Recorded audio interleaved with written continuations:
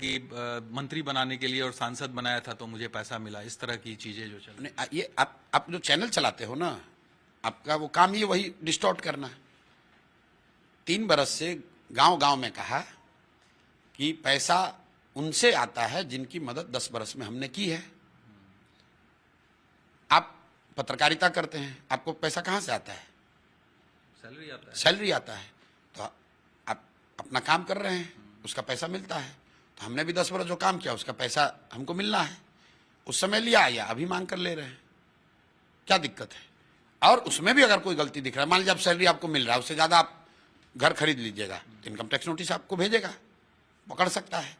तो अगर प्रशांत किशोर के पास कोई ऐसा पैसा है जिस पर टैक्स नहीं भरा है, जिसका सोर्स नहीं पता है, तो बीजेपी की सरकार है, हमको जांच करके पकड़ लो।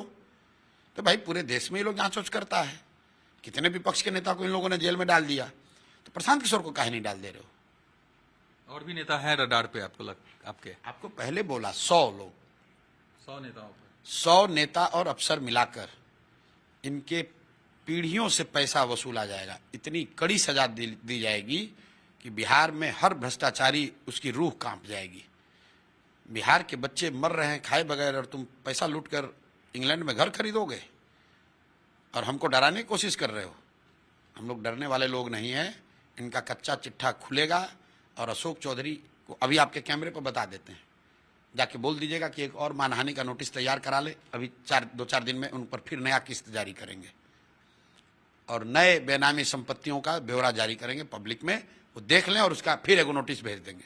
अब तक लेकिन नीतीश कुमार का जो छवि रही है कि कभी भी कोई मंत्री पर, उनके मंत्रिमंडल के किसी सदस्य पर कोई आरोप लगा है तो इस्तीफा होता है, लेकिन इस बार कुछ इस तरह की चीजें नहीं हो रही। आप गंभीर आरोप लगा रहे हैं। बिल्कुल हो रही है, उनके पार्टी में देख लीजिए। नीरज कुमार हमारे पार्टी में हैं, जदयू के मुख्य प्रवक्ता हैं। उन्होंने क्या कहा है? ये तो पार्टियों से ज्यादा पत्रकार लोग इन भ्रष्ट नेताओं को बचाने में लगे हुए हैं। मेरे भाई नीरज कुमार तो कैमरे पर कह रहे हैं कि अशोक चौधरी जवाब दीजिए, ये अग्नि परीक्षा की घड़ी है। आज तक ऐसा आरोप हम लोग पर नहीं लगा था।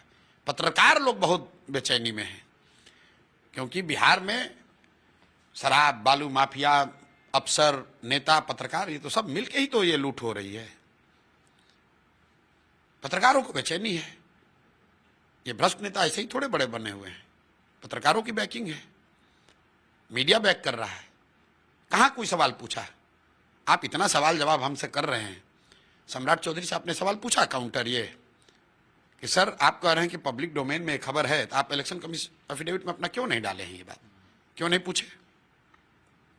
वो आपकी